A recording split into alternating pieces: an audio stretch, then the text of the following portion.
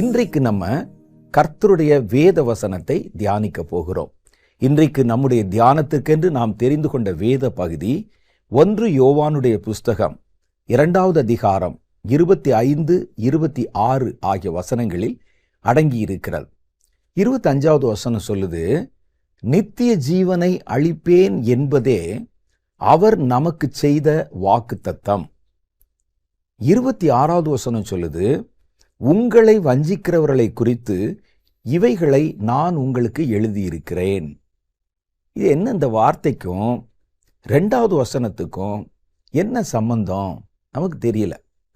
எவ்வளவோ வாக்குத்தத்தங்கள் வேதத்தில் இருந்த போதிலும் அதில் பிரதானமான மிக முக்கியமான வாக்குத்தத்தம் இயேசு கிறிஸ்து நமக்கு நித்திய ஜீவனை தருவேன் என்று சொன்ன வாக்குத்தத்தம் தான். இந்த வார்த்தையை சொல்லிட்டு அடுத்தவர் என்ன சொல்றாருன்னா, 26வது வசனத்துல உங்களை வஞ்சிக்கிறவர்களை குறித்து இவைகளை உங்களுக்கு எழுதியிருக்கிறேன் அப்படின்னா என்ன அர்த்தம்? இதுக்கும் அதுக்கு ஏதோ ஒரு சம்பந்தம் இருக்கு. இது என்ன சொல்லுதுன்னு கேட்டா, வாக்குத்தத்தம் என்ற பெயரை வைத்து, வாக்குத்தத்தங்களை வைத்து உங்களை வஞ்சிக்கிற ஒரு கூட்டம் வருவாங்க. நீங்க அதுக்கெல்லாம் மயங்கிராதீங்க. வாக்குத்தத்தத்துல இயேசு உங்களுக்கு சொன்னதில் முக்கியமான பிரதானமான வாக்குத்தத்தம் இதுதான். நித்திய ஜீவனை அளிப்பேன் என்பதுதான் அந்த வாக்குத்தத்தம். அவங்க சொன்ன மாதிரி இப்போ உள்ள இந்த கடைசி காலத்தில் நீங்க பார்த்தீங்கன்னா, மாசத்துக்கு ஒரு வாக்குத்தத்தம், வாரத்துக்கு ஒரு வாக்குத்தத்தம், தினசரி ஒரு வாக்குத்தத்தம் என்று வாக்குத்தத்தங்களை எல்லாம் சொல்லி சொல்லி சொல்லி நம்மை கவனப்படுத்துகிறார்கள். வாக்குத்தத்தத்தை நான் தப்பு சொல்லல. இந்த வாக்குத்தத்தத்தை வைத்துக்கொண்டு நம்மை அவர்கள் திசை திருப்பவும், ஒருவேளை வாக்குத்தத்தம் என்று வேற ஏதாவது ஒன்றை நம்ப வைக்கவும் இந்த வாக்குத்தத்தங்களை கருவியாக பயன்படுத்திக் கொள்ள வாய்ப்பு இருப்பதாகத்தான் இந்த வசனம் நமக்கு ஒரு எச்சரிப்பை தருகிறது. அவங்க சொல்றாங்க, என்னதான் சொன்னாலும் பிரதான வாக்குத்தத்தம் என்ன அப்படின்னு கேட்டா, நித்திய ஜீவனை தருவேன் என்பதுதான் அந்த வாக்குத்தத்தம். நீங்க நல்லா யோசிச்சு பாருங்க. மாசத்துல முதல் நாள் நமக்கு வாக்குத்தத்தம் கொடுக்கிறேன்னு ஒவ்வொரு நிகழ்ச்சியிலும் ஒவ்வொரு ஊழியக்காரர்களும் கொடுக்குறாங்க. வருஷத்துக்கு ஒரு முறை வாக்குத்தத்தம், தினசரி காலையில ஒரு வாக்குத்தத்தம், ஒவ்வொரு வாரமும் ஒரு இந்த வாரத்துக்கான வாக்குத்தத்தம்னு வாக்குத்தத்தத்தை பத்தியே பிரசங்கம் பண்றாங்க. ஆனால் நித்திய ஜீவனை தருவேன் என்ற இந்த பிரதான வாக்குத்தத்தத்தை குறித்து எத்தனை முறை உங்களோட பேசியிருக்காங்க யோசிச்சு பாருங்க. அப்ப இந்த வாக்குத்தத்தங்களை வைத்து ஜனங்களை மேற்பூச்சாய் பூசுகிற, நான் எல்லாரையும் சொல்லல, வாக்குத்தத்தங்களை தப்பும் சொல்லல, அதை வைத்து மேற்பூச்சாய் பூசி நம்ம ஏதோ ஒன்றை நம்ப வைத்து அவர்கள் வசனத்தை வைத்தே வஞ்சிக்கிறார்களோ என்ற சந்தேகம் இந்த 2வது வசனத்தை 27வது வசனத்தை படிக்கும்போது நமக்குள் தோன்றுகிறது. இயேசு சொன்ன வாக்குத்தத்தத்துல முக்கியமானது, அதுல முதுகெலும்பு போன்றது, ஜீவன் போன்றது, நித்திய ஜீவனை தருவேன் என்பதுதான். ஆனா அந்த வாக்குத்தத்தத்தை மறைச்சிட்டு வேற வாக்குத்தத்தங்களை சொல்லி நமக்கு ஒரு பொய்யான போலியான நம்பிக்கையையும் ஒரு சமாதானத்தை, போலியான சமாதானத்தையும் உருவாக்குவதற்கு முயற்சி பண்ணுகிற காரியங்களை நம்ம பார்க்கிறோம். வாக்குத்தத்தங்களை தாண்டி நம்ம சிந்திப்பதற்கும் நம்ம ஆயத்தப்படுத்திக் கொள்வதற்கும் வேதத்திலே பல காரியங்கள் இருக்கிறது. அப்ப நித்திய ஜீவனை கொடுப்பேன் என்பதுதான் வாக்குத்தத்தம். வாக்குத்தத்தங்களை வேதத்தில் நீங்க எடுத்து பார்த்தீங்கன்னா, தனி நபருக்கு சொல்லப்பட்ட வாக்குத்தத்தங்கள் இருக்குது. ஆபிரகாமுக்கு சொல்லப்பட்ட வாக்குத்தத்தம், ஈசாக்குக்கு சொல்லப்பட்ட வாக்குத்தத்தம், ஒரு தேசத்துக்கு சொல்லப்பட்ட வாக்குத்தத்தம் இருக்கு, யூதாவுக்கு, இஸ்ரவேலர்களுக்கு, அப்படி மாதிரி ஒவ்வொருவருக்கும் சொல்லப்பட்ட வாக்குத்தத்தம் இருக்கு.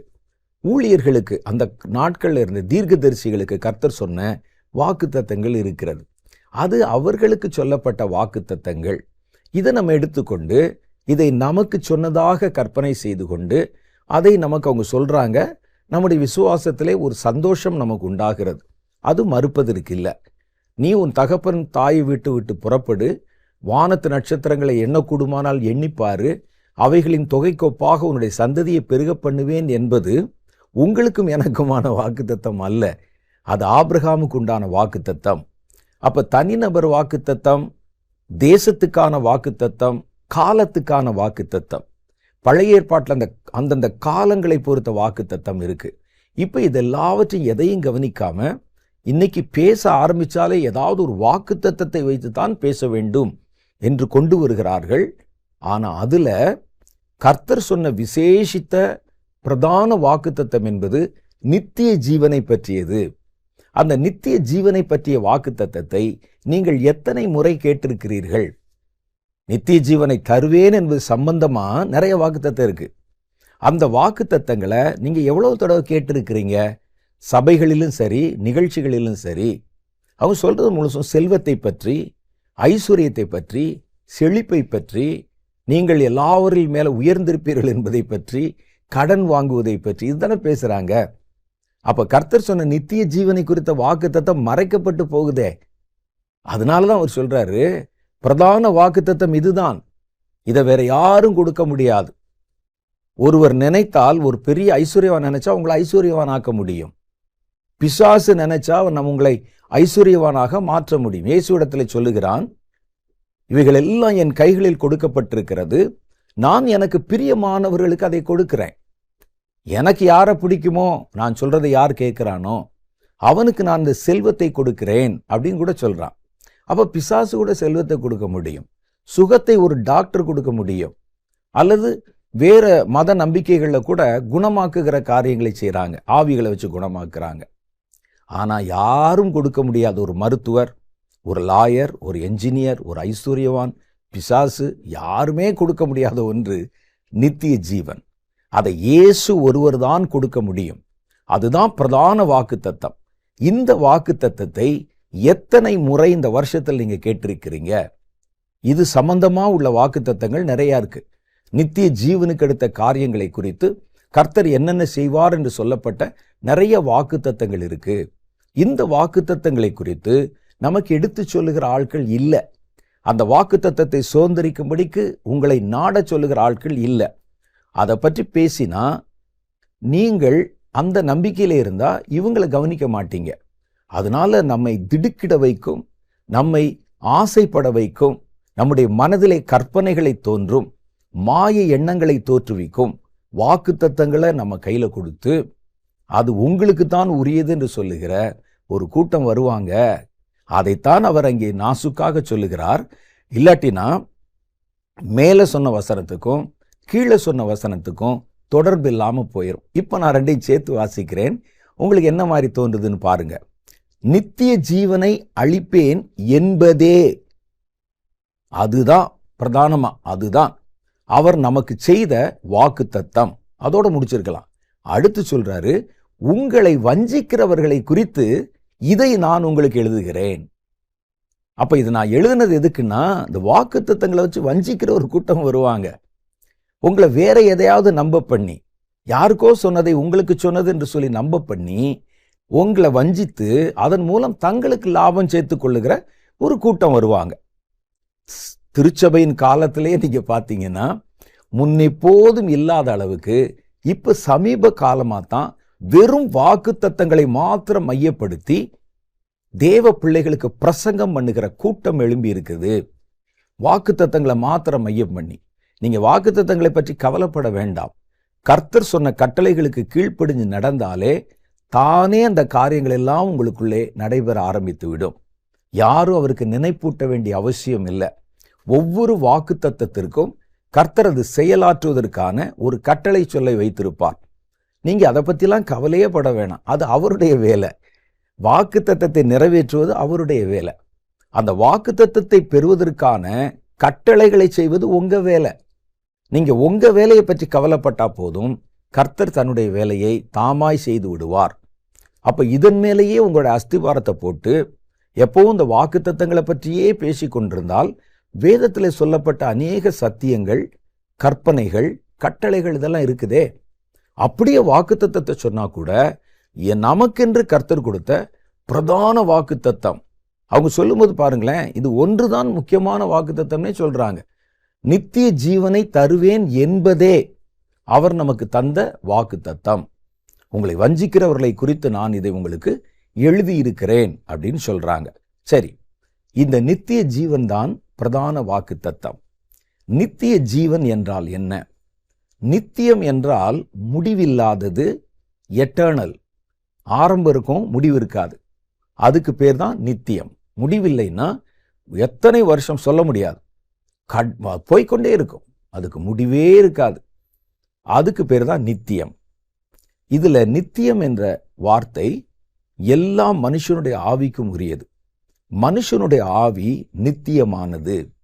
ஏன் அப்படின்னு கேட்டீங்கன்னா, சரீரம் நித்தியமானது இல்ல, மனுஷனுடைய ஆவி நித்தியமானது.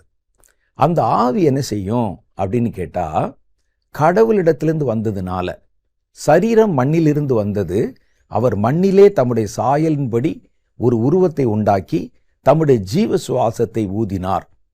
உடம்பு மண்ணிலிருந்து வந்துச்சு, நமக்குள்ள இருக்கிற ஆவி கடவுளிடத்திலிருந்து வந்தது.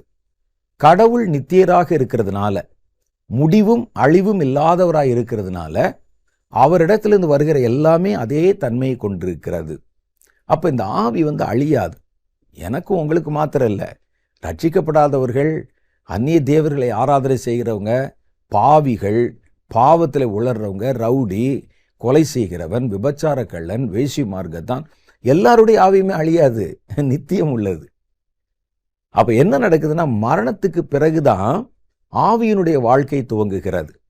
இதுவரைக்கும் ஆவி நமக்குள் இருந்து இயங்கினா கூட மாம்சத்தின் வழியாகத்தான் அது இயங்குகிறது, தன்னிச்சையா அது இயங்குவது இல்லை. இப்ப என்னுடைய ஆவி இருந்தா என் உடல் வழியாகத்தான் அது இயங்குது.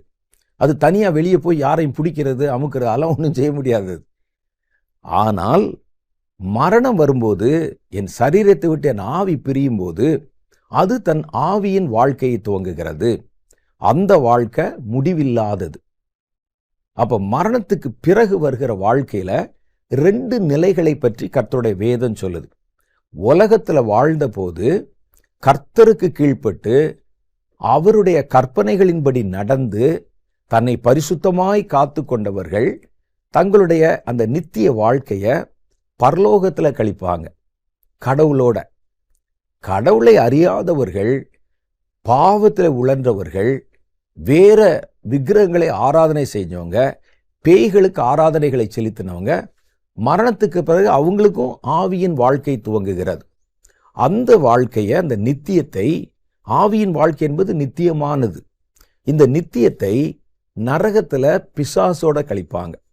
இந்த 2 இடமும் நம்ம கற்பனையா சொல்றதல்ல, பயமுறுத்துறதுக்கு சொல்லவும் இல்லை, வேதத்திலே சொல்லப்பட்டது. வேதத்தில் இந்த 2 இடத்தை பற்றியும் சொல்லப்பட்டிருக்கிறது. அந்த நரகத்தில் அழுகையும் பற்கடிப்பு உண்டாயிருக்கும், பிசாசுகள் அங்கே நிறைந்திருக்கும், மென்டல் அகனி, ஒரு மனிதனுக்குள்ள இந்த மன அழுத்தம் தாங்க முடியாத அளவுக்கு இருக்கும். அதனால தான் அவங்க பற்களை கடிக்கிறாங்க. ஒரு மனிதனுடைய சரீரத்தில் வருகிற பாதிப்பை விட மனசுல வர்ற பாதிப்பு இருக்குவாங்க, ஸ்ட்ரெஸ்ஸு, அதுதான் ஒரு மனிதனை கொன்று தின்று விடும் அப்படியே இந்த உலக வாழ்க்கையிலேயே. ஆனால் அது அங்கே பல மடங்கு அதிகமாக இருக்கும். அவர்களுடைய மனசில் அவருடைய ஆத்துமா வாதிக்கப்படும். அதனால தான் பல்ல கடிக்கிறதும், அவர்கள் பைத்தியம் பிடித்தவர்களைப் போல கத்துவதும் கதறுவதும். அது ஒரு கொடிய தண்டனை நரகத்தில். எவ்வளோ நாளை கத்துவாங்க அப்படின்னு கேட்டால், காலங்காலமாக தான் தண்டனை. எரிகிற நெருப்பு, அதில் அவர்களுக்கு தண்டனை களம் நியமிக்கப்பட்டிருக்கும். எந்த மனுஷனுடைய ஆவியையும் யாரும் அழிக்க முடியாது. அவரவர்கள் செய்த நன்மைக்கும் தீமைக்கும் ஏற்ற இடம்தான் மாறும் ஒழிய நரகத்தில் ஆவி அழியாது. அது கடைசி வரைக்கும் அங்கே உள்ளே வெந்து கொண்டு இருக்கும். ஆனால் அதற்கு பேர் மரணம் என்று சொல்லப்படுகிறது. நிரந்தரமாக கடவுளை பிரிகிற ஒரு அனுபவம் அது. அப்போ இந்த நித்தியம் இருக்குது பாருங்க. இந்த நித்தியம் என்பது முடிவில்லாதது, எட்டர்னல் அப்படின்னு சொன்னேன். நித்திய ஜீவன் என்பது என்ன அப்படின்னு கேட்டிங்கன்னா, அந்த முடிவில்லாத வாழ்க்கையை கிறிஸ்துவோடு வாழ்வது, கிறிஸ்துவின் ராஜ்யத்தில் வாழ்வது, அதுக்கு பேரு நித்திய ஜீவன். அந்த ஜீவன் பார்த்தீங்கன்னா நித்திய காலமா பரலோகத்தில் பிதாவோடும் குமாரனோடும் பரலோகத்தில் தேவ தூதர்களோடும் பரிசுத்தவான்களோடும் நம்முடைய வாழ்க்கை நியமிக்கப்பட்டிருக்கும். அங்கே மரணம் இல்லை, சோகம் இல்லை, பிசாசனுடைய வஞ்சகம் இல்லை, எந்த போராட்டம் இல்லை. நல்ல சந்தோஷமான ஒரு வாழ்க்கை. அதில் எவ்வளவேனும் இருள் இல்லை என்று கர்த்தருடைய வேதம் சொல்லுது. இந்த நித்திய ஜீவனை அடைகிறவங்களுக்கு இடையில என்ன நடக்குது அப்படின்னு கேட்டிங்கன்னா, உயிர்த்தெழுதல் என்ற ஒரு சம்பவம் நடைபெறுகிறது. அந்த உயிர்த்தெழுதலின் நாளில முதலாவது கர்த்தருக்குள் மரித்தவர்கள், தேவனுடைய பிள்ளைகள் உயிர்த்தெழுகிறார்கள். உயிர்த்தெழுதல் என்றால் என்ன? மரணத்துக்கு பிறகு ஆவியும் சரீரமும் தனித்தனியா பிரிக்கப்பட்டதில்ல, அந்த பிரிக்கப்பட்ட ரெண்டும் இந்த உயிர்த்தெழுதலிலே இணைக்கப்படும். மரணம் அடைகிறார் ஒருத்தர், அவருடைய ஆவி தனியா பிரிக்கப்படுது, சரீரம் தனியா பிரிக்கப்படுது. உயிர்த்தெழுதல் நாளிலே இந்த சரீரமும் இந்த ஆவியும் இணைக்கப்பட்டு இந்த சரீரம் வானத்துக்குரிய அல்லது ஆவிக்குரிய ஒரு மேனியை தரித்து கொள்ளும். அதுக்கப்புறம் அந்த சரீரம் பார்த்தீங்கன்னா மாற்றம் அடையாது. உலகத்தில் இருக்கும்போது சரீரம் மாற்றம் அடைகிறது. முடி வெளுக்கிறது, தோல் சுருங்குகிறது, பல் உதிருகிறது, கண் பார்வை மங்குகிறது, இதெல்லாம் நம்ம பார்க்குறோம்ல, அதெல்லாம் எதுவுமே இருக்காது. அந்த உயிர்த்தெழுந்த சரீரம், இந்த உயிர்த்தெழுந்த சரீரத்தோடு அவங்க வந்த பிறகு இதே சரீரம்தான், ஆனால் பிழையில்லாத ஒரு சரீரம், குறையில்லாத ஒரு சரீரம். இந்த சரீரத்தோடு அவங்க ஆவி இணைக்கப்பட்டு பரலோக பாக்கியத்தை வெறும் ஸ்பிரிச்சுவலாக மாத்திரம் இல்லை, உங்கள் சரீரத்திலேயே நீங்கள் அனுபவிப்பீர்கள். ஒரு சரீரத்தோடு நம்ம போனால் எப்படி இருக்குமோ அது மாதிரி அனுபவிப்பீங்க. இந்த உயிர்த்தெழுதல் கடவுளுடைய பிள்ளைகளுக்கு மாத்திரம்தான் உள்ளதா அப்படின்னு கேட்டால் இல்லை. நம்ம எப்படி உயிர்த்தெழுகிறோமோ அதே மாதிரி இந்த மரணத்தில் பிரிக்கப்பட்ட பாவிகள், கர்த்தரை விட்டு விலகி போனவர்கள், பிசாசை பின்பற்றினவர்கள், அவர்களும் உயிர்ப்பிக்கப்படுவாங்க. அந்த உயிர்ப்பித்தலிலே அவர்களுடைய பழைய சரீரமும் அவர்களுடைய ஜீவனும் ஒன்றாக இணைக்கப்பட்டு அவங்க நரகத்தில சரீரத்திலேயே அந்த அனுபவத்தை அனுபவிப்பாங்க. நெருப்புனா உண்மையிலேயே இந்த உடம்புல பற்றி எரியும், ஆனால் அந்த சரீரம் அந்த நெருப்பினால் அழியாது. ஆவி எப்படி நிரந்தரமா இருக்குதோ சரீரமும் நிரந்தரமா இருக்கும். அப்ப அந்த தண்டனையை நம்ம அப்படிதான் அனுபவிக்கணும். சிலர் அறியாமலே சொல்லுவாங்க, அவங்க சொல்லுவாங்க, மரணத்துக்கு அப்புறம் யாருக்கு என்ன தெரிய போகுது, ஆவியை கொண்டு தீயில போட்டால் அது என்ன நமக்கு என்ன தெரியவா போகுதுன்னு. யார் சொன்னது உங்களை ஆவியை மாத்திரம் தீயில போட போறாங்கன்னு? சரீரத்தோடு இணைக்கப்பட்ட சரீரம்தான் தண்டனை அனுபவிக்கணும். ஏன்னா சரீரம் தானே பாவம் செய்தது, சரீரம் தானே இந்த ஆவியை பாவத்துக்குள்ள கொண்டு போச்சு. அப்ப சரீரத்தை விட்டு ஆவியை மாத்திரம் எப்படி தண்டிப்பாங்க? அப்ப மரித்த எல்லாருமே உயிர்த்தெழுவார்கள். தானியேல் புஸ்தகம் 12வது அதிகாரத்துல மரித்த எல்லாரும் உயிர்த்தெழுவாங்க. சிலர் நித்திய நிந்தைக்கும் இகழ்ச்சிக்கும் தண்டனைக்கும், சிலர் பரலோகத்தினுடைய புகழ்ச்சிக்கும் மகிமைக்கும் உயிர்த்தெழுவார்கள் என்று எழுதப்பட்டிருக்கிறது. அப்ப கர்த்தரோட வாழும்படிக்கு இந்த சரீரத்தோட உயிர்த்தெழுந்து நித்திய காலமா வாழ்றாங்க பாருங்க, அதுக்கு பேர் தான் நித்திய ஜீவன். இந்த மரித்து போன பாவத்துல உயிர்த்தெழுந்து சரீரத்தை பெற்றுக்கொண்டு தண்டனை அனுபவிக்கிறாங்களே, அதை நித்திய ஜீவன் என்று சொல்லக்கூடாது, நித்திய ஆக்கினை என்று சொல்ல வேண்டும். அப்ப நித்திய ஜீவன் என்றால் மரணத்துக்கு பிறகு வருகிற வாழ்க்கையில உயிர்த்தெழுதலின் நன்மைகளை பெற்று கிறிஸ்துவோடு கூட நிரந்தரமாய் தங்கி வாழ்வதற்கு பேர் தான், அவருடைய ராஜ்யத்தில் வாழ்வதற்கு பேர் தான் நித்திய ஜீவன். எவ்வளவு ஆச்சரியமா இருக்கு பார்த்தீங்களா? இந்த நித்திய ஜீவனை நான் உங்களுக்கு தருவேன், என்னை அல்லாமல் என் பிதாவிடத்தில் ஒருவனும் வரான் என்று சொல்லி கர்த்தர் சொல்லி, இயேசுவின் மூலமாத்தான் இந்த நித்திய ஜீவனை பெற முடியும் என்ற வாக்குத்தத்தத்தை வேதத்தின் மூலம் நமக்கு கொடுத்திருக்கிறார். நம்ம அதை பற்றி பேசுறதும் இல்லை, அதை பற்றி நினைக்கிறதும் இல்லை, அதை பற்றி கவலைப்படுறதும் இல்லை. இப்படி ஒரு பெரிய வாக்குத்தத்தம் இருக்கு, இதை சுதந்திரிக்கும்படிக்கு நீங்கள் முயற்சி பண்ணுங்கள், ஜெபம் பண்ணுங்க, ஆயத்தம் பண்ணுங்கன்னு யாரும் சொல்றது இல்லை. நம்ம சொல்றதெல்லாம் உன்னை வாலாக்காமல் தலையாக்குவேன், சிங்காசனத்தில் உட்கார வைப்பேன், செழிப்பை கொண்டு வருவேன், உன் ஆத்துமா வாழ்கிறது போல உன்னுடைய சரீரத்தை வாழ வைப்பேன் அப்படிலாம் சொல்றது. முதல்ல உன் ஆத்துமா வாழணுமே. அப்ப எல்லாவற்றிலும் நமக்கு சொல்லுவது முழுசுமே இன்றைக்கு லாபகரமான வாக்குத்தத்தங்கள் முழுசும் உலகம் சம்பந்தமாய் சொல்லப்படுகிற வாக்குத்தத்தம். ஆனால் வேதம் சொல்லுகிறது விலையேற பெற்ற முக்கியமான வாக்குத்தத்தம் ஆவிக்குரிய வாக்குத்தத்தம். நித்திய ஜீவனை தருவேன் என்பதே அந்த வாக்குத்தத்தம். அப்ப இந்த வாக்குத்தத்தத்தை நம்ம சுதந்திரிக்க நாம என்ன செய்யணும்? முதல் காரியம் வேதம் சொல்லுகிறது, தேவனுடைய அன்பிலே நிலைத்திருக்கணும். இல்லாட்டா நித்திய ஜீவனை சுதந்திரிக்க முடியாது. கடவுளிடத்துல நம்ம அன்பு வைக்கிறோம் இல்ல, அந்த அன்புல குறையாம இருக்கணும். நம்ம போன வாரம் சந்தித்த போது கூட ஒரு காரியத்தை பார்த்தோம். எபேசு சபை கர்த்தரை நேசித்து அன்பு கூர்ந்துதான் அவர் மேல் அன்பு வைத்தது. சபை பெருகும்போது அவங்க சபையினுடைய ஆக்டிவிட்டீஸில் கூட நிறைய ஊழியத்தில் நல்ல காரியம் செஞ்சாங்க. கள்ள ஊழியர்களை கண்டுபிடிச்சாங்க, இளைப்படையாமல் பிரயாசம் பண்ணாங்க, கர்த்தருக்குன்னு ஓடினாங்க, உழைச்சாங்க. ஆனால் தேவன் மேல் வைத்திருந்த அன்பை இழந்துட்டாங்க. இப்ப செய்யறதெல்லாம் கடமைக்காக செய்யறாங்க. கடமைக்கு சிலர் பார்த்தீங்கன்னா கர்த்தருடைய ஊழியத்தை செய்வாங்க, கடமைக்கு செய்வாங்க. செய்யணுமே, போகணுமே.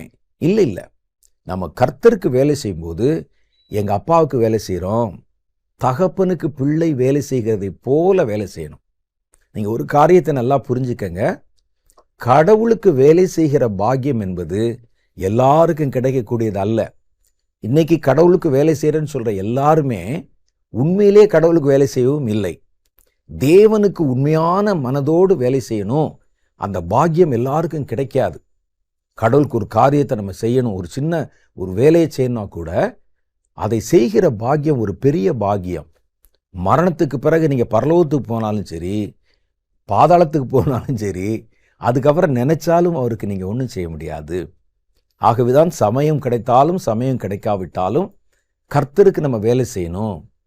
ஆனால் அதை எப்படி செய்யணும்? உண்மையிலே கர்த்தருக்கு வேலை செய்தால் அவரில் அன்பு கூர்ந்து அந்த அன்பை விட்டுறக்கூடாது.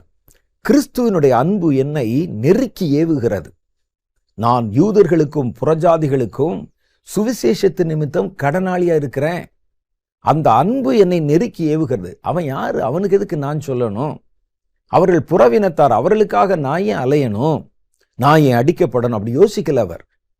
அவர் மனிதர்களுக்கு செய்தாலும் அந்த ஊழியத்தை கடவுளுடைய அன்பினாலே செய்தார்.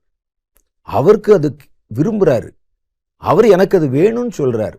நான் அவரை அன்பு கூறுகிறேன். அந்த அன்பினாலே அந்த அன்பு என்னை நெருக்கி ஏவுது. ஐயோ, இவங்களுக்கு சுவிசேஷம் சொல்லலையே, அவங்களுக்கு சொல்லலையே, அந்த இடத்துல நம்ம இன்னும் ஊழியம் செய்யலையே என்று அவருடைய இருதயத்தை அது நெருக்கி ஏவுகிறது. அன்பினால் கிரியை செய்கிற விசுவாசம்தான் உதவும். வேதம் சொல்லுது, இப்படி அன்பினால செய்யறாங்க பாருங்க, தேவனிடத்தில் அன்பு கூறுகிறார்கள் பாருங்க, அவங்களுக்கு தான் கர்த்தர் நித்திய ஜீவனை தருகிறார். ஊழியம் செய்யற எல்லாரும் கொடுக்கிறாரா? இல்லை. அன்பு கூர்ந்து அந்த அன்பினால் ஊழியம் செய்வாங்க, அந்த அன்பினால் தேவனுக்கு நன்மைகளை செய்வாங்க, அந்த அன்பினால் தேவனுடைய கட்டளைகளுக்கு கீழ்ப்படிவாங்க. பயத்தினால் இல்லை, அன்பினால. அப்ப அந்த அன்பு கூறுவதை தான் அவர் கவனிச்சு பார்க்கிறார். அன்பு கூறுகிறவர்களுக்கு தேவன் நித்திய ஜீவனை வாக்கு பண்ணுகிறார். யூதாவின் புஸ்தகம் 1 அதிகாரம் 21, யூதால ஒரு அதிகாரம் தான் இருக்கு, அதுல 21வது வசனம், தேவனுடைய அன்பிலே உங்களை காத்து கொண்டு நித்திய ஜீவனுக்கு ஏதுவாக நம்முடைய கர்த்தராகிய இயேசு கிறிஸ்துவின் இரக்கத்தை பெற காத்திருங்கள். அல்லாமலும் நீங்கள் பகுத்தறிவு உள்ளவர்களாயிருந்து சிலருக்கு இரக்கம் பாராட்டி சிலரை அக்னியிலிருந்து இழுத்துவிட்டு பயத்தோட ரட்சித்து மாம்சத்தில் கரைப்பட்டிருக்கிற வஸ்திரத்தை வெறுத்து தள்ளுங்கள். அவருக்கு சொல்றது பாருங்க, கிறிஸ்துவின் அன்பிலே உங்களை காத்து கொண்டு நித்திய ஜீவனை சுதந்தரியுங்கள். அப்ப கிறிஸ்துவின் இடத்துல நம்ம வச்சிருக்கிற அன்பு எந்த விதத்துல விலகக்கூடாது. சில ஆட்களை பார்த்தீங்கன்னா துவக்கத்துல அப்படி இருப்பான், கர்த்தர் மேல அவ்வளவு அன்பு இருக்கும், அடிமை மாதிரி வேலை செய்வாங்க, கடவுளுக்கு வேலை செய்யறோன்னு. கொஞ்சத்துக்கு பிறகு நீங்க பார்த்தீங்கன்னா ஒரு நல்ல ஊழியத்திலே ஒரு வளர்ச்சி, ஒரு 4 சபை, 4 கட்டடம், ஒரு 10 ஜனங்கள், அதெல்லாம் வந்த பிறகு அவங்களுடைய ஆட்டிடியூடே மாறிடும். இப்ப தேவனுக்கு ஊழியம் செய்வதை அவர்கள் ஒரு பெருமையாய் நினைப்பாங்க ஒழிய அன்பினால் அந்த ஊழியத்தை செய்ய மாட்டாங்க. அதை நம்ம சுற்றிலும் நிறைய பேரை நம்ம கவனிச்சு பார்க்க முடியும், எல்லாரும் அல்ல.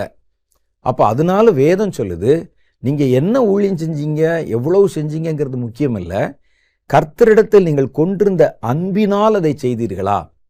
ஒரு கீழ்ப்படிஞ்சா அன்பினால் கீழ்ப்படிஞ்சீங்களா? ஊழியம் செய்தா அன்பினால் ஊழியம் செஞ்சீங்களா? தகப்பனுக்கு பிள்ளை வேலை செய்வதை போல செய்தீர்களா என்றுதான் வேதம் கவனிக்கிறது. அப்ப அந்த அன்பு நமக்கு உள்ள இருந்தா தான், கடைசி வரைக்கும் இருந்தா தான் நம்முடைய இயக்கம் ஒவ்வொன்றும் தேவன் மேல் கொண்ட அன்பினால் உண்டாகிறதா இருந்தா 100% நமக்கு நித்திய ஜீவன் உறுதி. அன்பை இழந்துட்டோம், நித்திய ஜீவனை இழந்து விட்டோம். அதுக்கப்புறம் ஓடலாம், அதுக்கப்புறம் ஊழியம் செய்யலாம், அதுக்கப்புறம் பிரசங்கம் பண்ணலாம், தீர்க்க தரிசனம் சொல்லலாம். ஆனால் நித்திய ஜீவனை எதிர்பார்க்க முடியாது. இரண்டாவது காரியம் பாருங்க, தேவனிடத்தில் அன்பு கூறணும். அன்பு கூறுவது என்பது என்ன அப்படின்னு நம்ம கொஞ்சம் யோசிச்சு பார்ப்போம். கடவுளிடத்தில் அன்பு கூறுவது என்பது அவருடைய கட்டளைகளுக்கு கீழ்ப்படிவது. அதை நீங்க எந்த சூழ்நிலையிலும் விடவே கூடாது. ஆண்டவருடைய கட்டளைக்கு அன்பின் நிமித்தம் கீழ்ப்படிய வேண்டும். நீங்க சின்ன ஊழியரா இருக்கும்போது பாராட்டின அதே அன்பை, தாழ்மையை, கீழ்ப்படுதலை நீங்க எவ்வளோ வளர்ந்தாலும் விட்டுறக்கூடாது. உங்க சபையில 50,000 பேர் வந்தா கூட நீங்க அதை விட்டுறக்கூடாது. இவ்வளோ பேர் என்னை ஏற்றுக்கொள்ளுகிறார்களே, அவ்வளோ பேர் ஏற்றுக்கொண்டா நீங்க கடவுளாயிருவீங்களா? நம்ம எந்த சூழ்நிலையிலே போனாலும் நம்ம ஊழியக்காரன் தான். 10 பேருக்கு நீங்க ஊழியம் செய்தாலும் ஊழியக்காரன் தான். 10 பேருக்கு தேவனுடைய அன்பினால் இயங்கி ஊழியம் செய்கிறவனை 10,000 பேருக்கு தேவனுடைய அன்பில்லாமல் ஊழியம் செய்கிறவன் தாழ்ந்தவன். அன்பினால் ஊழியம் செய்யறதுதான் பெரிய ஆள். இப்போ வேதம் சொல்லுது அடுத்து, நீங்க அவரிடத்தில் அன்பு கூறுகிறீர்கள் என்றால் அவருடைய கட்டளைகளுக்கு கீழ்ப்படிவதுதான் அன்பு கூறுவது. 1 யோவானுடைய புஸ்தகம் 5வது அதிகாரம் 3வது வசனம் சொல்லுது, நாம் தேவனுடைய கற்பனைகளை கைக்கொள்ளுகிற அவரிடத்தில் அன்பு கூறுவதே அவருடைய கற்பனைகளை கைக்கொள்ளுகிறவைகளாம். நாம் தேவனுடைய கற்பனைகளை கைக்கொள்ளுவதே அவரிடத்தில் அன்பு கூறுவதாம். அவருடைய கற்பனைகள் பாரமானவைகள் அல்ல. அப்ப என்ன சொல்லுது வேதம்? அன்பு கூறுறதுன்னா என்னையா? அவருடைய கற்பனைகள், கட்டளைகளுக்கு கீழ்ப்படிவதுக்கு பேர் தான் அன்பு கூறுதல். யோவான் 14:15 சொல்லுகிறது, நீங்கள் என்னிடத்தில் அன்பாயிருந்தால் என் கற்பனைகளை கைக்கொள்வீர்கள். 2வது காரியம் அவரிடத்தில் அன்பு கூறுதுன்னா என்னன்னா, கடவுளிடத்தில் அன்பு கூர்ந்தா நீங்க உலகத்திலே அன்பு கூறாது இருப்பீங்க. 2 மேலையும் நீங்க அன்பு செலுத்த முடியாது. 2 எஜமான்களுக்கு ஊழியம் செய்ய ஒருவனாலும் கூடாது. ஒருவனை சிநேகித்து ஒருவனை பகைப்பான். அப்ப நீங்க கிறிஸ்துவிடத்தில் அன்பு கூர்ந்தா, நீங்கள் கிறிஸ்துவின் மேல் அன்பு வைத்திருந்தா உலக சிநேகிதத்தை விட்டு விலக வேண்டி வரும். 1 யோவான் 2:15 சொல்லுது பாருங்க, கிறிஸ்துவிடத்தில் அன்பு கூறுவது என்பது உலகத்தின் தீமைகளிலே, இச்சைகளிலே அன்பு கூறாதிருப்பது. உலகத்தில் அன்பு கூறாதீங்கன்னாக்க சக மனிதரை நேசிக்க மாட்டோம், ஏழைகளை, அது இல்லை. உலகத்தில் இருக்கிற தீமைகளை, உலகத்தில் இருக்கிற எல்லாம் தேவனால் உண்டானவைகள் அல்ல. மனிதன் பாவம் செய்யறதுக்கு முன்னால் இருந்த உலகத்துல தான் எல்லாமே தேவனால் உண்டானவைகள். மனிதன் பாவம் செய்த பிறகு இன்னைக்கு உலகத்தில் இருக்கிற பல விஷயங்கள் மனிதனுடைய பாவத்தினால் உண்டாக்கப்பட்டவைகள், பிசாசினால் உண்டாக்கப்பட்டவைகளும் இருக்கு.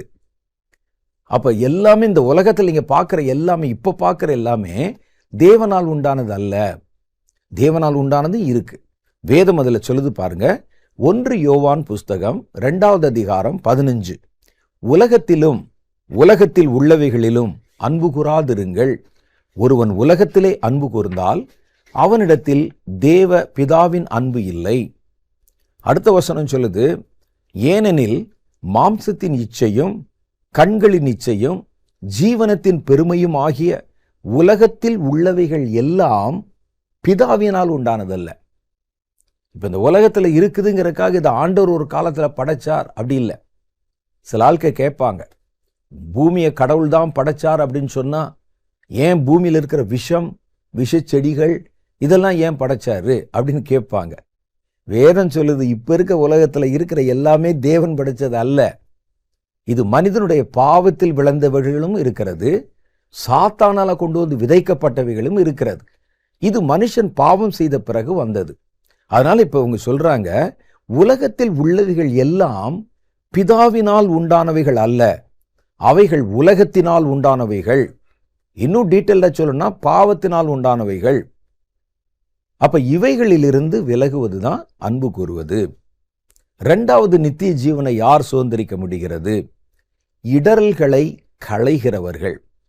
நம்ம வாழ்க்கையில நித்திய ஜீவனை பெற முடியாதபடிக்கு எங்கெங்கெல்லாம் இடரல் இருக்குதோ, தடைகள் இருக்குதோ, அதை எல்லாவற்றையும் விலக்கி களைந்து போடுறவன் இருக்கான் பாருங்க, அவன் தான் பரலோகத்தை சுதந்திரிக்க முடியுமா. இந்த தடைகள் எங்கெல்லாம் இருக்கலாம் அப்படின்னு பார்த்தீங்கன்னா ரொம்ப ஆச்சரியமா இருக்குது. என் சத்துருவின் மூலம், உலகத்தின் மூலம், அதெல்லாம் அப்புறம். அந்த தடை எங்க இருக்கு தெரியுமா? நமக்குள்ளே இருக்குது நிறைய தடை. நித்திய ஜீவனை பெற முடியாதபடி இந்த தடைகளை எல்லாம் நீங்கள் களைந்து போடணும். மத்தேயு சுவிசேஷம் 18வது அதிகாரம் 8, 9 ஆகிய வசனங்கள் சொல்லுகிறது. உன் கையாவது, அயலானுடைய கையில் உன் கையாவது உன் காலாவது உனக்கு இடறல் உண்டாக்கினால் அதை தரித்து எறிந்து போடு. நீ 2 கையுடையவனாய் அல்லது 2 காலுடையவனாய் நித்திய அக்கினியிலே போய் தள்ளப்படுவதை பார்க்கிலும் சப்பானியாய் அல்லது ஊனனாய் நித்திய ஜீவனுக்குள் பிரவேசிப்பது நலமாயிருக்கும். அப்ப நித்திய ஜீவனுக்குள்ளே போக முடியாதபடிக்கு கை மாதிரி இருக்கக்கூடிய முக்கியமான காரியங்கள் இடரல் உண்டாக்கினால், கையினா வரும் இந்த கை மாத்திரம் இல்ல, கை என்பது ஒரு மனிதனுடைய கிரியைகளை குறிக்கிறது, ஒரு மனிதனுடைய செய்கைகள். அது ரொம்ப பிரதானமாக அவனுடைய செய்கைகள் இடரல் உண்டாக்கினா வெட்டி போடு, அதை விட்டுரு. அதனால உனக்கு லாபம் உலகத்தில் கிடைச்சாலும், இந்த கை லஞ்சம் வாங்குதா, அந்த லஞ்சத்தை நிறுத்திவிடு. உலகத்தில் லாபம் கிடைச்சாலும் அது நஷ்டம் அடைந்தாலும் பரவாயில்ல. நீ அந்த கையோட கூட, அந்த கிரியையோடு கூட நரகத்துக்கு போவதை விட நீ ஏழையாய் ஊனனாய் சப்பானியாய் நித்திய ஜீவனுக்குள் வருவது முக்கியம். அப்ப நித்திய ஜீவனுக்குள்ளே நம்மை போக முடியாதபடிக்கு தடை செய்கிற அல்லது இடரல் உண்டாக்குகிற நிறைய காரியங்கள் உங்களை சுற்றி இருக்கும். நீங்க கொஞ்சம் கவனிச்சு பார்த்தீங்கன்னா அதெல்லாம் கண்டுபிடிக்க முடியும். கை போன்றது நம்முடைய கிரியைகள், கால் போன்றது நம்ம போகக்கூடிய இடங்கள், இதெல்லாம் நமக்கு இடரல் உண்டாக்கினா அது எவ்வளவுதான் நமக்கு லாபத்தை கொடுக்கிறதா இருந்தாலும் அதை தரித்து போடுவது உசிதம். உன் கண் உனக்கு இடரல் உண்டாக்கினால் அதை பிடுங்கி எரிந்து போடு. 2 கண்ணுடையவனாய் எரி நரகத்தில் தள்ளப்படுவதை பார்க்கிலும் ஒற்றை கண்ணுள்ளவனாய் ஜீவனுக்குள் பிரவேசிப்பது உனக்கு நலமாயிருக்கும். இது இயேசு சொன்ன வார்த்தை. அப்ப கண்ணு மாதிரி முக்கியமா இருக்கிற எந்த ஒரு காரியம் அது நித்திய ஜீவனுக்கும் கிறிஸ்துவுக்கும் இடையில இடரல உண்டாக்குது உங்களுக்கு. அதை உடனே அது எவ்வளவு லாபத்தை தந்தாலும், அது எவ்வளவு சந்தோஷத்தை தந்தாலும் அதை நீங்க உங்க வாழ்க்கையிலிருந்து தரித்து போடணும், தவிர்த்து விடணும். அப்ப இவைகள் மாத்திரமில்ல, மனிதர்கள், இடரல் உண்டாக்குற மனிதர்கள் இருப்பாங்க, அவர்களையும் விட்டு விலகுங்கள் என்று வேதம் சொல்லுகிறது. ரோமர் 16வது அதிகாரம் 17, 18 ஆகிய வசனங்கள். அன்றியும் சகோதரரே, நீங்கள் கற்றுக்கொண்ட உபதேசத்துக்கு விரோதமாய் பிரிவினைகளையும் இடரல்களையும் உண்டாக்குகிறவர்களை குறித்து எச்சரிக்கையாயிருந்து அவர்களை விட்டு விலக வேண்டும் என்று உங்களுக்கு புத்தி சொல்லுகிறேன். ஒரு ஊழியக்காரன் இருக்கலாம், ஒரு சபை இருக்கலாம், உங்கள் உறவினராக இருக்கலாம், அவங்க நித்திய ஜீவனுக்கு போகிறதுக்கு உங்களுக்கு இடரலை உண்டாக்கினா நீங்கள் அதை குறித்து கவலையீனமாக இருக்கவே கூடாது.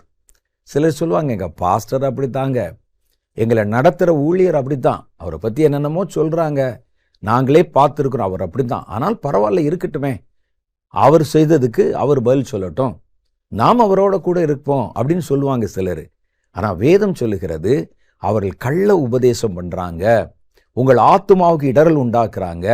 அது எவ்வளவு நல்ல சபை மாதிரி தோன்றினாலும், வசதியான இடமா தோன்றினாலும், அவர் எவ்வளவு புகழ் பெற்றவராக உங்களுக்கு தோன்றினாலும், அது நித்திய ஜீவனுக்கு போக முடியாத பிரிவினை வாதங்களையும் உபதேசங்களையும் பேசினா அவர்களை விட்டு விலக வேண்டும் என்று வேதம் சொல்லுது. அப்ப நித்திய ஜீவனை அடைய வேண்டும் என்று விரும்புகிற எல்லாம் உங்களை சுற்றிலும் இடரல் உண்டாக்குகிற காரியங்களை கவனித்து பார்க்கணும். எதெல்லாம் பரலோக பாக்கியத்தை நான் பெறுவதற்கு தடையா இருக்குது, அது எவ்வளவு முக்கியமா இருந்தாலும், அவர்கள் எவ்வளவு முக்கியமா இருந்தாலும் அவைகளை தவிர்த்து விடுவதுதான் நித்திய ஜீவனை நீங்கள் அடைவதற்குண்டான மார்க்கம். 3வது காரியம் என்ன சொல்லுதுன்னா, இயேசு கிறிஸ்துவை விசுவாசிப்பது நித்திய ஜீவன். விசுவாசிக்கிறனா ஆழமா ஆணித்தரமா விசுவாசிக்கணும். யோவானுடைய புஸ்தகம் 3:15, 16 எல்லாருக்கும் தெரிஞ்ச வசனம். தன்னை விசுவாசிக்கிறவன் எவனோ அவன் கெட்டு போகாமல் நித்திய ஜீவனை அடையும்படி அவர் உயர்த்தப்பட வேண்டும். தேவன் தம்முடைய ஒரே பேரான குமாரனை விசுவாசிக்கிறவன் எவனோ அவன் கெட்டு போகாமல் நித்திய ஜீவனை அடையும்படி அவரை தந்தருளி உலகத்தில் அன்பு கூர்ந்தார். அப்ப கர்த்தர் இவ்வளவாய் உலகத்தில் அன்பு கூர்ந்தது தம்முடைய குமாரனை அனுப்பினது, அவர் நமக்கு இரத்தம் சிந்தினது, இதெல்லாம் அந்த அடிப்படை விசுவாசத்தை நீங்கள் வளர வளர அதிகமாக விசுவாசிக்க வேண்டும். ஒழிய நாங்கள் நிறையா பைபிள் படிச்சிட்டோம், வசனம் படிச்சிட்டோம்னு இதெல்லாம் எங்களுக்கு ரொம்ப சர்வசாதாரணம் நீங்கள் நினைச்சிடக்கூடாது. இவைகள் கர்த்தர் மேல் வைக்கிற விசுவாசம், இதுதான் அடிப்படை ஜீவ நாடி. அதை அந்த விசுவாசத்திலிருந்து எவ்வளவேனும் பிறளாமல் இருக்க வேண்டும் என்று கர்த்தருடைய வேதம் விரும்புகிறது. 4வது காரியம், நித்திய ஜீவனை அடைய நம்ம என்ன செய்யணுமா? வேத வாக்கியங்களை விசுவாசித்து கடைபிடிக்கணும். பைபிளில் நமக்கு சொல்லப்பட்ட கட்டளைகள், சத்தியங்கள், உபதேசங்கள், வார்த்தைகள், இவைகளை ஆழமா தியானித்தா தான் விசுவாசம் வரும். சும்மா மேலோட்டமா ஏதோ இந்த ஸ்கூல் புஸ்தகங்களை படிக்கிற மாதிரி, கதை படிக்கிற மாதிரி படிக்கக்கூடாது. அந்த வசனங்களை ஆழ்ந்து வாசிக்க வாசிக்க வாசிக்க விசுவாசம் நமக்குள்ளே உண்டாகும். நம்முடைய ஆத்தும கண்கள் திறக்கப்படும். அவருடைய வார்த்தைகளை விசுவாசித்து அப்புறம் அதை கடைபிடிக்கணும். அவர்கள்தான் நித்திய ஜீவனை அடைய முடியும். யோவான் 5வது அதிகாரம் 39வது வசனம் சொல்லுது, வேத வாக்கியங்களை ஆராய்ந்து பாருங்கள். ஏன் ஆராய்ஞ்சு பார்க்கணும்? வேத வாக்கியத்தை சும்மா படித்தா பத்தாதா? சிலர் பாரம்பரியமாக என்ன செய்வாங்கன்னா, காலை எந்திரிச்சோடனே ஒரு 2 வசனத்தை படிச்சுட்டு அப்புறம் முகத்தை கழுவிட்டு அப்புறம் ஆஃபீஸுக்கு பெறப்பட நைட்டு வந்தோடனே தூங்குறதுக்கு முன்னால் 2 வசனம் இல்லை. வேதத்தை நீங்கள் படிக்கும்போது ஆராய்ந்து வேதத்தை படிக்கணும். ஏன் அப்படி ஆராய்ந்து வேதத்தை படிக்கணும் அப்படின்னு சொன்னால், வேதம் அதற்கு பதில் சொல்லுகிறது. வேத வாக்கியங்களை ஆராய்ந்து பாருங்கள், அவைகளால் உங்களுக்கு நித்திய ஜீவன் உண்டென்று எண்ணுகிறீர்கள். என்னை குறித்து சாட்சியிடுகிறவைகள் அதுதானே. அப்ப நீங்க அந்த வசனத்தை படிக்க படிக்க நான் யார் என்பதை நீங்கள் புரிந்து கொள்ளுகிறீர்கள். அவைகளை ஆராய்ந்து பாருங்கள், வேத வசனங்களால் உங்களுக்கு நித்திய ஜீவன் உண்டு. அதை ஆராய்ஞ்சு பார்த்தா தான் உண்டு. ஏன் நம்ம ஆராய்ஞ்சு பார்க்கிறோம்னா, அந்த ஆராய்ந்து பார்க்க பார்க்க அந்த வசனம் காட்டுகிற கர்த்தரை நம்ம அறிந்து கொள்ள ஆரம்பிக்கிறோம். வசனத்தை படிச்சு இயேசு அதை தான் சொல்றார். நானே வழி, சத்தியம், ஜீவன். வார்த்தை நான் தான். ஆதியிலே வார்த்தை இருந்தது, அந்த வார்த்தை தேவனிடத்தில் இருந்தது, அந்த வார்த்தை தேவனாய் இருந்தது. அந்த வார்த்தை மாம்சமாகி கிருபையிலும் சத்தியத்திலும் நிறைந்து நம் நடுவிலே வாசம் செய்தது. அது இயேசுவை பற்றி சொல்லுது. அப்போ அவர் சொல்றார், என்னை பற்றி நீ தெரிஞ்சுக்கிறணும்னா பைபிளை ஆராய்ச்சி பண்ணி பாரு, ஆராய்ந்து படித்து பாரு. ஒவ்வொரு வசனமும் என்னை குறித்து சாட்சியிடும். நீங்க அந்த கண்ணோட்டத்தில் பைபிளை படிச்சு பாருங்களேன். இந்த வசனத்திலே கிறிஸ்துவை பற்றி என்ன காட்டுகிறது? இந்த வேத வசனம் கிறிஸ்துவின் எதை நமக்கு சுட்டி காட்டுகிறது? அப்ப என்னை குறித்து சாட்சியிடுகிறவைகள் அந்த வசனங்களே என்கிறார். அப்ப அதை படிக்க படிக்க ஆராய்ஞ்சு படிக்க படிக்க அவரை குறித்த அறிவு. இப்ப இயேசுவை பத்தி நமக்கு என்ன தெரியும்? அடிப்படை கிறிஸ்தவத்தில் இருக்கிறவங்களுக்கு அவர் ஒரு நல்ல மனுஷர், நல்ல உயரமா இருப்பாரு, தாடியெல்லாம் வச்சிருப்பாரு, கையில் ஒரு கோல் வச்சு ஆடுகளை மேய்ப்பார், இப்படின்னு தான் நினைக்கிறவங்க இருக்காங்க. இயேசுவை நீங்கள் வேதத்தில் ஆழ்ந்து படிக்க படிக்க படிக்கத்தான் ஒவ்வொரு காரியம், அவர் செய்த ஒவ்வொரு காரியத்தினுடைய அர்த்தங்கள் நமக்கு புலப்படும். ஏன் அவர் சிலுவையில் மரிக்கணும்? ஏன் ரத்தம் சிந்தணும்? ரத்தம் சிந்தாமல் ஜனங்களை ரட்சிக்க முடியாதா? அவர் ஏன் இந்த பாடடையணும்? ஏன் நமக்காக இறங்கி வரணும்? இதெல்லாவற்றையும் குறித்த ரகசியங்களை தெரியணும்னா வேதத்தை ஆராய்ந்து பார்க்கணும். ஏன் வேதத்தை ஆராய்ந்து பார்க்கணும்? கிறிஸ்துவை அறிய முடியும். ஏன் கிறிஸ்துவை அறியணும்? நாம தான் கிறிஸ்து இருக்கிறார், ஆமா, ஒத்துக்கொள்ளுகிறோமே. அது மாத்திரம் அவரை பற்றி அறியணுமா? ஏன் என்று வேதம் சொல்லுது பாருங்க. யோவான் சுவிசேஷம் 17வது அதிகாரம் 3வது வசனம், ஒன்றான மெய் தேவனாகிய உம்மையும், அதாவது பிதாவையும், நீர் அனுப்பின குமாரனாகிய கிறிஸ்துவையும் அறிவதே நித்திய ஜீவன். அவங்களை அறிந்து கொண்டால்தான் நீங்கள் நித்திய ஜீவனை பெற முடியும். அறியாவிட்டால் நித்திய ஜீவனை பெற முடியாது. ஒரு புஸ்தகத்தை பார்த்துட்டு, ஒரு கேலண்டரை பார்த்துட்டு இதான் இயேசு அப்படின்னு அதில் இல்லை. அவர் யாரு? அவருடைய ரகசியம் என்ன? அவருக்கும் மனிதனுக்கும் என்ன தொடர்பு? நித்திய ஜீவனை நமக்கு அவர் கொடுப்பார் என்றால் அந்த அதிகாரத்துக்கும் இயேசுக்கும் என்ன தொடர்பு? ஏன் அது மற்றவர்களால் சாத்தியம் இல்லை? அவர் ஏன் பூமிக்கு வரணும்? இதெல்லாவற்றையும் நம்ம அறியத்தான் அந்த அறிவு தான் நமக்கு நித்திய ஜீவனை தருகிறது. ஏன்னா ஆவியிலே அறிவில்லாவிட்டால் நீங்கள் பரலோக ராஜ்யத்துக்குள்ளே போனா கஷ்டம். பூமியில் பாருங்களேன், இந்த உலகத்தில் நம்ம குழந்தையா பிறந்தோம், எந்த அறிவு இல்லாமல். கொஞ்சம் வயது ஆக ஆக இந்த உலகத்திலே பல விஷயங்களை கற்றுக்கொள்ளுகிறோம். ஒருவன் எவ்வளவுக்கு எவ்வளவு கற்றுக்கொள்ளுகிறானோ அவ்வளவுக்கு அவ்வளவு சிறப்பான வாழ்க்கை வாழ்கிறான். அதானே பார்க்குறோம். படித்தவனுக்கும் படிக்காதவங்களுக்கும் வித்தியாசம் இருக்கே. ஏதாவது 1-2 படிக்காதவர்கள் வேணா ஒரு நல்ல நிலைக்கு வந்திருக்கலாம். ஆனால் மேக்சிமம் படிக்காதவங்க பார்த்தீங்கன்னா பூமியில் ஒரு தாழ்ந்த நிலை உள்ள வாழ்க்கை தானே வாழ்கிறாங்க.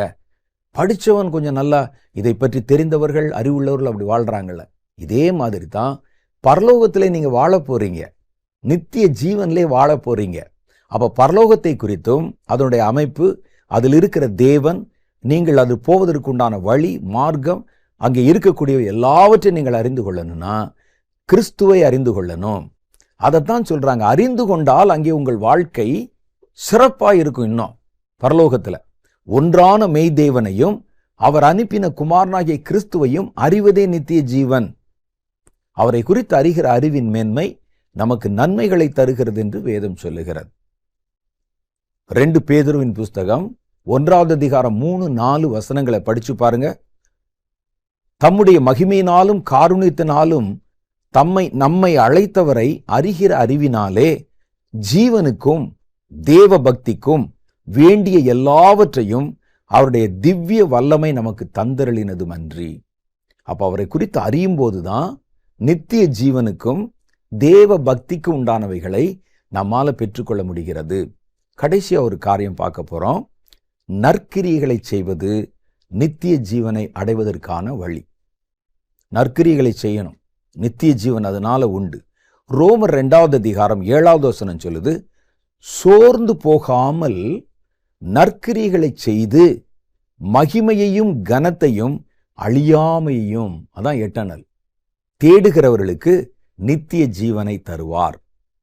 அப்ப நித்திய ஜீவனை நம்ம பெறணும்னா நீங்கள் சோர்ந்து போகாமல் நற்கிரியைகளை செய்யணும். சில சமயத்தில் நம்ம நற்கிரியைகளை செய்யும்போது, உதவிகளை செய்யும்போது பாராட்டப்படாம போகலாம். அதை வாங்கினவங்க நன்றி மறந்து போகலாம். அவர்களே ஒருவேளை உங்களுக்கு எதிராக கூட திரும்பலாம். நீங்க எந்த சூழ்நிலையை பார்த்தாலும் நன்மை செய்கிறதுல மாத்திரம் சோர்ந்து போயிடாதீங்க. நீங்கள் நன்மை செய்ய நீங்கள் நித்திய ஜீவனுக்கு நெருக்கமாகிறீர்கள். அவர் சொல்லார் பாருங்க, சோர்ந்து போகாமல் நற்கிரியைகளை செய்து மகிமையையும் கனத்தையும் அழியாமையும் தேடுகிறவர்களுக்கு நித்திய ஜீவனை அவர் கொடுப்பார். பிறருக்கு நம்ம உதவி செய்யணும். வேதம் அதைத்தான் எதிர்பார்க்குது. கலாத்தியருடைய புஸ்தகம் 5:13, சகோதரரே, நீங்கள் சுயாதீனத்துக்கு அழைக்கப்பட்டீர்கள்.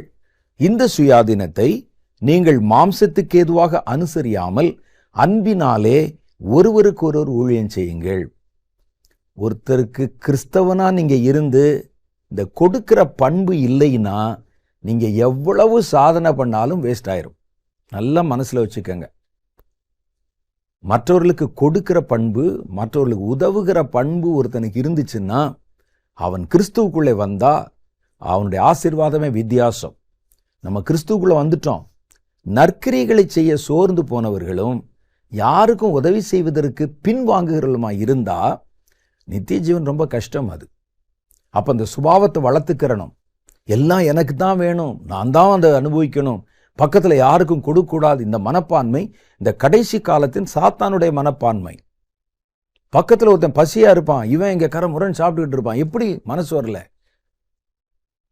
ஒருவன் அடிபட்டு கிடப்பான், அவன் அப்படியே தண்ணிப்பான், இவன் பாட்டு தண்ணியை குடிச்சிட்டு போயிட்டே இருப்பான், செல்ஃபி எடுப்பாங்க. இதெல்லாம் இந்த கடைசி காலத்தினுடைய அவலங்கள். மற்றவர்கள் எப்படியோ நீங்கள் அப்படி இருக்கக்கூடாது. நம்ம நன்மை செய்கிற மனப்பான்மை, விட்டு கொடுக்கிற மனப்பான்மை, உதவி செய்கிற மனப்பான்மை உங்களுக்கு கண்டிப்பா இருந்தா தான் உங்களுடைய ஒவ்வொரு காரியத்தையும் அது பயனுள்ளதாக மாற்றும்.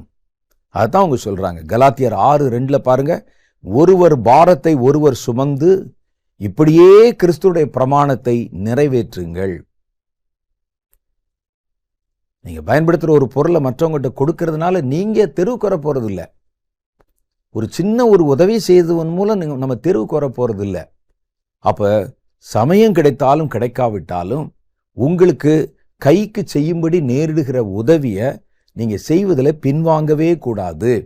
ஏன்னா அதெல்லாம் உங்களுக்கு நித்திய ஜீவனை அடைவதற்கான படிக்கட்டுகள் என்று வேதம் சொல்லுகிறது. தேவன் நமக்கு விதித்த இந்த கட்டளைகளை சோர்ந்து போகாம நிறைவேற்றும் போது நம்ம பரலோகத்துக்கு சமீபமாகிறோம், நித்திய ஜீவனை சுதந்திரித்துக் கொள்ளுகிறோம். அப்போ ஒருவர் நித்திய ஜீவனை சுதந்திரித்துக் கொள்வதுதான் கிறிஸ்துவோடு கூட வாழ்கிற வாழ்க்கையினுடைய உச்சகட்டம். அதுதான் பிரதான வாக்குத்தத்தம். இந்த காரியங்களை நிறைவேற்றி கர்த்தரை விசுவாசித்து காத்திருக்கிறவர்களுக்கு அவர் நித்திய ஜீவனை கொடுப்பார். நீங்க இதை விட்டுட்டு உங்களை உலகத்தை நேசிக்க சொல்லவும், உலகத்துல உங்களுக்கு ஆசீர்வாதத்தை பற்றியுமே உங்களுக்கு வாக்குத்தத்தமாக கொடுத்து உங்களை வஞ்சிக்கிறவர்களை குறித்து நீங்க எச்சரிக்கையா இருக்கணும். கர்த்தர் கொடுத்த வாக்குத்தத்தத்தில் பிரதானமானது நித்திய ஜீவன். அந்த நித்திய ஜீவன் சார்ந்த பல வாக்குத்தத்தங்கள் இருக்கிறது. அது எல்லாமே நமக்கு பிரதானமான வாக்குத்தத்தங்கள். கண்களை மூடி ஒரு சிறு ஜெபம் செய்வோம். கர்த்தர் தாமே இந்த வார்த்தைகளை கேட்ட உங்கள் ஒவ்வொருவரையும் தம்முடைய நித்திய ஜீவனை சுதந்திரிக்கும்படி அனுக்கிரகம் செய்வாராக. ஆமென். அன்பும் இரக்கமும் நிறைந்த எங்கள் பரலோக பிதாவே, நாங்கள் நித்திய ஜீவனை சுதந்திரிக்க வேண்டும் என்பதே உம்முடைய பிரதான நோக்கமும் விருப்பமும் ஆண்டவரே. நாங்கள் நித்திய ஜீவனை நீர் தருவேன் என்று சொன்னதுதான் நீர் எங்களுக்கு சொன்ன பிரதானமான வாக்குத்தத்தம். ஆண்டவர், இந்த நாட்களிலே எங்களுக்கு பல வாக்குத்தத்தங்களை காண்பித்து இந்த வாக்குத்தத்தத்தை மறைத்து இவைகளை நோக்கி நாங்கள் நகர ஒட்டாதபடி செய்கிற எல்லா வஞ்சகங்களை விட்டு நாங்கள் வெளியே வந்து கர்த்தர் எங்களுக்கென்று வைத்திருக்கிற இந்த நித்திய ஜீவனுக்கு எடுத்த வாக்குத்தத்தத்தை சுதந்திரித்துக் கொள்ள நீர் கொடுத்த இந்த ஒவ்வொரு கட்டளைகளையும் நாங்கள் கடைபிடிக்க இந்த வார்த்தைகளை கேட்ட ஒவ்வொருவருக்கும் நீர் உதவி செய்வீராக. ஆண்டவரே, உம்முடைய பிள்ளைகள் நித்தியத்தை சுதந்திரிக்கணும். நித்தியமாய் அவர்களுக்கு கொடுக்கிற வாழ்க்கையில இயேசுவோடு அவருடைய ராஜ்யத்துல அவருடைய ஜனங்களோடு அவர்கள் வாழணும். அப்படிப்பட்ட கிருபைக்காகத்தான் நீர் இந்த உலகத்தில் இறங்கி வந்தீர். அதற்காகத்தான் நீர் சிலுவையிலே ரத்தம் சிந்தினீர். அதை விசுவாசிக்கிற ஒவ்வொருவரையும் அதற்காகத்தான் நீர் ஏற்றுக்கொண்டு வழிநடத்தி வருகிறேன். இதை அறிந்து கொள்ளுகிற அறிவையும் ஞானத்தையும் பலனையும் கிருபையும் இந்த வார்த்தைகளை கேட்ட ஒவ்வொருவர் மேலும் கர்த்தர் தருவீராக. நாங்கள் ஒவ்வொரு நகர்தலும் கிறிஸ்தவ வாழ்க்கையிலே எங்களுடைய ஒவ்வொரு முன்னேற்றமும் நித்திய ஜீவனை எதிர்நோக்கி அதை இலக்காக வைத்தே கடந்து வர எங்கள் ஒவ்வொருவருக்கும் கர்த்தர் அனுக்கிரகம் பாராட்டும். இந்த வார்த்தைகளை கேட்ட ஒவ்வொருவரையும் பேராய் ஆசீர்வதியும் ஆண்டவரே. எதிர்வரும் வாரத்திலே உம்முடைய பிள்ளைகளுடைய தேவைகளை சந்தித்தருளும். அவருடைய பிரயாணங்களிலே பாதுகாப்பை தந்தருளும். அவர்களுக்கு இருக்கிற வியாதிகளை மறைந்து போக பண்ணியறலும். இனி வருகிற புதிய வாரம் மனோரம்யமான வாரமாக, உம்மோடு கூட வாழ்கிற ஒரு வாரமாக அவர்களுக்கு அமைய கர்த்தர் உதவி செய்தருளும். வருகிற வாரத்தில் கர்த்தரை குறித்து அறிகிற அறிவிலும் தேவனோடு இருக்கிற அனுபவத்திலும் அவர்கள் ஒரு படி மேலே வர கர்த்தர் இந்த வார்த்தைகளை கேட்ட ஒவ்வொருவருக்கும் உதவி செய்தருளும். தொடர்ந்து உம்முடைய செட்டையின் மறைவிலே அவர்களையும் அவருடைய குடும்பத்தையும் ஆசீர்வதித்து மறைத்து பாதுகாத்து கொண்டருளும். சகல பொறுப்புகளையும் கர்த்தருடைய கரத்திலே ஒப்பு கொடுத்து ஜெபிக்கிறேன். இயேசுவின் மூலம் என் ஜெபத்தை ஏற்றுக்கொள்ளும் எங்கள் பிதாவே, ஆமென். கர்த்தர் இந்த நாளில் நம்மோடு பேசினார். நம்ம தேட வேண்டியது, நாட வேண்டியது, நம்முடைய கிறிஸ்தவ வாழ்க்கையை நகர்த்த வேண்டியது ஒரே ஒரு இலக்கை நோக்கித்தான். அது நித்திய ஜீவன். அந்த நித்திய ஜீவனை நமக்கு தருவேன் என்று கர்த்தர் சொன்னதுதான் அவருடைய வாக்குத்தத்தத்தின் பிரதானமான வாக்குத்தத்தம். கர்த்தராகிய தேவன் அந்த நித்திய ஜீவனை சுதந்திரிக்க உங்களுக்கும் உங்கள் குடும்பத்துக்கும் அனுக்கிரகம் செய்வாராக. அடுத்த வாரம் வேறு ஒரு புதிய செய்தியோடு நான் உங்களை சந்திக்கிறேன். அதுவரை கர்த்தர் உங்களை ஆசீர்வதித்து காப்பாராக. ஆமென்.